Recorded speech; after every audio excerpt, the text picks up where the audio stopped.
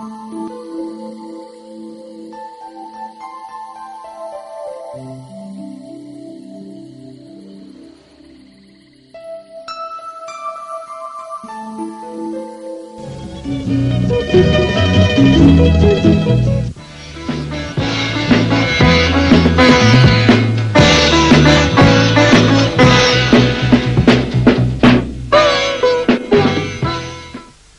వ్యాధి అండి, ఇది ఒక అలర్జీకి సంబంధించిన వ్యాధి అండి. ఈ అలర్జీ అంటే మామూలుగా ఈ వంశపారంపర్యంగా రావచ్చు, వంశపారంపర్యంగా కాకుండా కూడాను కొంతమందిలో అలర్జీ వచ్చే అవకాశం ఉంది. కొంతమందిలో వారి నెక్స్ట్ జనరేషన్ వాళ్ళలో ఈ ఆస్మానే కాకుండా వివిధ రూపాలుగా కూడాను అది వ్యాధి వచ్చే అవకాశం ఉంది. మాటి మాటికి తుమ్ములు రావడం, లేదా ముక్కులో నీరు గారడం, ముక్కు దిబ్బడేయడం, ఇదంతా కూడాను అలర్జీ రైనైటిస్ అని అంటాం. అలాగే కళ్ళల్లో దురదలు రావడం అలర్జిక్ కంజంక్టివైటిస్ అని, చర్మంలో అలర్జీ వస్తే అది అలర్జిక్ డర్మటైటిస్ అని, దద్దుర్లు రావడం అర్టికేరియా అంటాం. ఇలాంటి వాటిని క్రానిక్ కాంటాక్ట్ అలర్జిక్ డర్మటైటిస్ అని కూడా అంటాం. ఈ ఆస్మా వ్యాధి ప్రజల్లో చాలా ఎక్కువగా అవుతూ ఉందండి, ముఖ్యంగా చిన్నపిల్లల్లో, అలాగే పెద్ద వయసు వాళ్ళలోనూ, స్త్రీలలో కూడాను, అన్ని వయసుల వాళ్ళు కూడా ఈ వ్యాధి ఎక్కువగా అవుతుంది. అయితే పల్లె ప్రాంతాల కంటే కూడాను పట్టణ ప్రాంతాల్లో ఇది ఎక్కువగా గమనిస్తున్నాం. ఎందుకంటే వాయు కాలుష్యం పట్టణాల్లో ఎక్కువగా ఉంటుంది.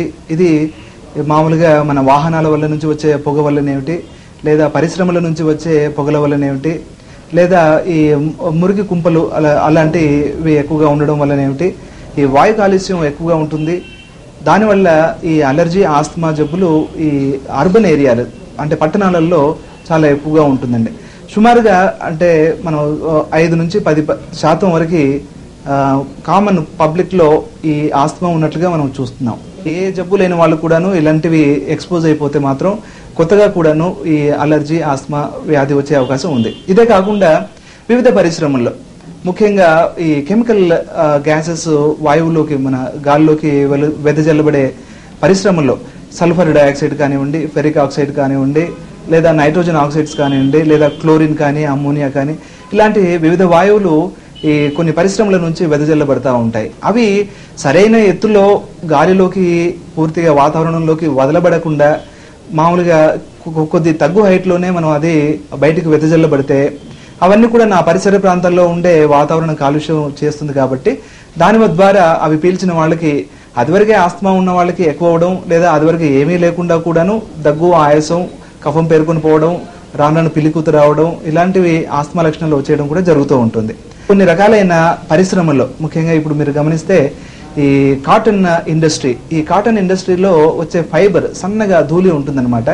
అక్కడ పనిచేసే ఈ పనివారికి సరైన జాగ్రత్తలు అంటే ముక్కుకి నేసల్ ఫిల్టర్ కానీ, లేదా ఈ వెంటిలేటర్స్ అంటే ఆ రూమ్లో, ఆ ఏరియాలో సాధారణంగా తీసుకోవాల్సిన జాగ్రత్తలు సరిగా తీసుకోకుండా, దుమ్ము ధూళి బయటకు వెళ్లకుండా లోపలనే ఉండే పక్షాన వారందరూ కూడాను ఈ దుమ్ము ధూళి పీల్చేసి, కాటన్ డస్ట్ పీల్చేయడం మూలన వారికి కూడాను ఈ బ్రాంకైటిస్ అనేది వస్తూ ఉంటుందండి. కోల్ మైన్స్ అంటే ఈ బొగ్గు గనుల్లో పనిచేసే వాళ్ళలో కూడాను తగు జాగ్రత్తలు తీసుకోకపోతే ఆ కోల్, ఈ కార్బన్ పార్టికల్స్ అన్ని కూడాను శ్వాసనాళాల్లోకి వెళ్ళడం, ఇలాగే ఎక్కువ రోజులుగా వాళ్ళు ఈ కోల్ పరిశ్రమలో పనిచేస్తూ పోతూ ఉంటే రాను రాను వాళ్ళకు కూడా క్రానిక్ బ్రాంకైటిస్ ఇలాగా వస్తుంటాయి.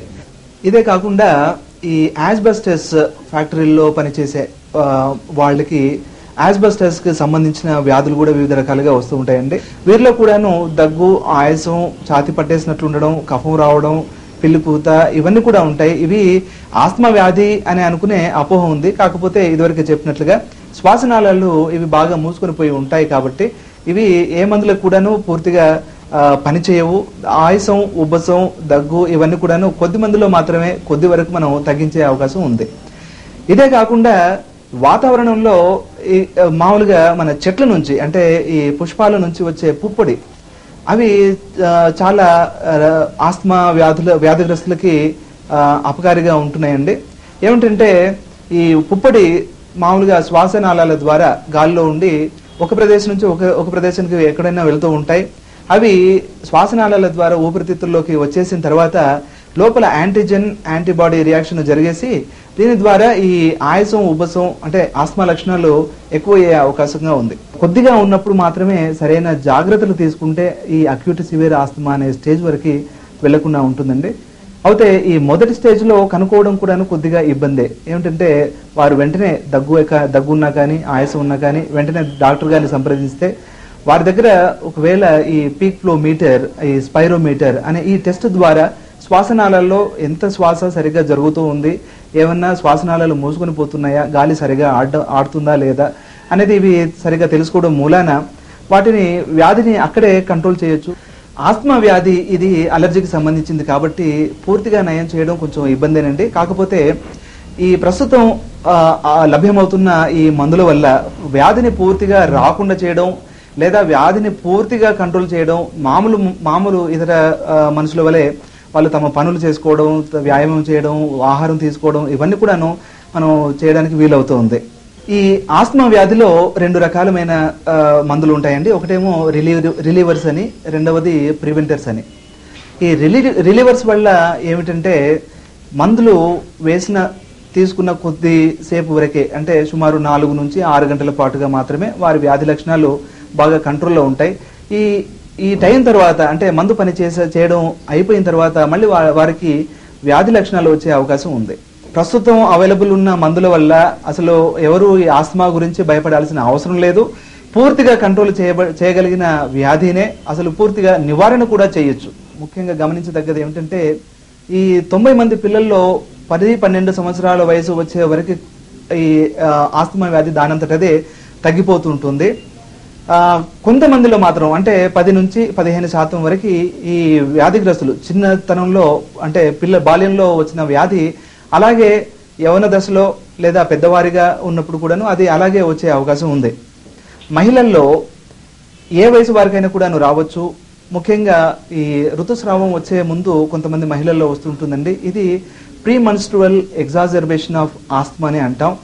అంటే ఈ మెన్స్ట్రువేషన్, ఈ ఋతుస్రావం మొదలవకన్నా ఒక 2-3 రోజుల ముందే వీరికి ఏమిటంటే ఆస్మా వ్యాధిగ్రస్తులకి దగ్గు రావడం, ఆయాసం రావడం ఇది కొద్దిగా ఎక్కువగా పెరుగుతుందండి. మిగతా రోజుల్లో వారికి అంత ఎక్కువగా ఉండే అవకాశం లేకున్నా కూడాను ఈ రోజుల్లోనే ఋతుస్రావం ముందు ఈ ప్రీ మెన్స్ట్రువల్ టెన్షన్ మూలాన ఆయాసం, ఆస్తమా ఎక్కువగా అయ్యే అవకాశం ఉంది. మా దగ్గరికి వస్తున్న చాలా మంది ఆస్తమా పేషెంట్స్ అండి వివిధ రకాలైన వైద్య విధాన పద్ధతులు వాడి దాని తర్వాత వ్యాధి ఏమాత్రం తగ్గకుండా ఉండడం, క్రానిక్ అయిపోవడం లేదా అతి తీవ్రంగా ఏ మందులు కూడాను తగ్గకుండా ఉండడం, అలాంటి స్టేజుల్లో మా దగ్గరికి చాలా మంది వచ్చేస్తూ ఉంటారు. దీని అర్థం ఏమిటంటే వివిధ రకాలైన వైద్య విధాన పద్ధతుల్లో కూడాను ఈ వ్యాధికి సరైన పూర్తిగా అసలు వ్యాధి రాకుండా చేసే మందులు ఏవి ఖచ్చితంగా లేవని తెలుస్తోంది. కాకపోతే శాస్త్రీయమైన పద్ధతుల్లో ఈ అలోపతి వైద్య విధానంలో ప్రస్తుతం చాలా మంచి మందులు దొరుకుతూ ఉన్నాయి. వీటిని సరిగా వాడితే అసలు పూర్తి వ్యాధిని కంట్రోల్ చేయడమే కాకుండా వ్యాధి రాకుండా కూడాను నివారణ చేయవచ్చు. ఇంట్లో తీసుకోవాల్సిన జాగ్రత్తలు చాలా ఉన్నాయండి. వీటిలో ముఖ్యంగా ఏమిటంటే ఇంట్లో దుమ్ము ధూళి అనేది ఇది కామన్ గా మన ఇళ్లలో చూస్తుంటాం. ముఖ్యంగా పట్టణ ప్రాంతాల్లో ఇంట్లోనే కాకుండా బయట నుంచి వచ్చే కిటికీల గుండా బయట నుంచి వచ్చే దుమ్ము ధూళి కూడా పేరుకుపోతూ ఉంటుంది. ముఖ్యంగా ఈ అపార్ట్మెంట్స్ లైఫ్ లో ఉండే చాలా మందిలో కూడా చాలా ఇళ్లలో కూడాను, ఎందుకంటే క్రాస్ వెంటిలేషన్ సరిగా ఉండదు కాబట్టి లోపలికి ఇంట్లోకి వచ్చిన దుమ్ము ధూళి అలాగే ఉండిపోవడం, బయటకు వెళ్లకుండా ఉండడం చూస్తూ ఉంటాం. అయితే ఈ ఇంట్లో ఆస్తమా వ్యాధి ఉన్న చిన్నపిల్లలు కానీ పెద్దలు కానీ ఈ దుమ్ము ధూళి వలన ఆస్తమా వ్యాధి ఎక్కువ అయ్యే అవకాశం ఉంది కాబట్టి దాని దుమ్ము ధూళి బాగా తక్కువగా ఉండేట్లుగా చూసుకోవాలి. దీంట్లో ముఖ్యంగా ఈ అంటే మనం ఊడుస్తున్నప్పుడు కానీ ఈ దుప్పట్లు దులుపుతున్నప్పుడు కానీ ఆస్మా వ్యాధిగ్రస్తులు ఆ రూమ్ లో ఉండకుండా బయట కాసేపు అంటే కనీసం ఒక 2-3 గంటలు ఆ రూమ్ లోకి ఎంటర్ అవ్వకుండా ఉండాలి.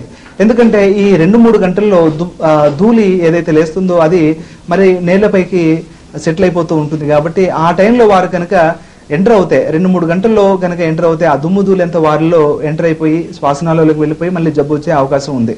ఇంట్లోనే ఎవరైనా సిగరెట్ కనుక ఇలాగా తాగుతూ ఉన్న వారు ఉంటే వారిని బయటికి వెళ్లి తాగమనేసేయడం లేదా పూర్తిగా మానేయమనడం చెప్పడం మంచిది. కుక్క పిల్లలు, పిల్లులు ఇలాంటి పెట్ జంతువులు పెట్టుకునే వారిలో కూడాను ఈ ఆస్తమా జబ్బు చాలా ఎక్కువగా అయ్యే అవకాశం ఉంది. ఇవే కాకుండా కొన్ని బొమ్మలు అనమాట. ఏమంటే బాగా మెత్తగా ఉండి బొచ్చుగా ఉండే ఆటు బొమ్మల్లో నుంచి కూడాను వివిధ రకాలైన ఈ ప్రోటీన్స్ వాటి శరీరంలో నుంచి, వాటి వెంట్రుకల నుంచి, వాటి మలమూత్ర విసర్జనల నుంచి కూడా వాతావరణంలోకి రావడం, వాటి వల్ల ఈ ఆస్తమా జబ్బు ఎక్కువ అవ్వడం జరుగుతూ ఉంటుంది.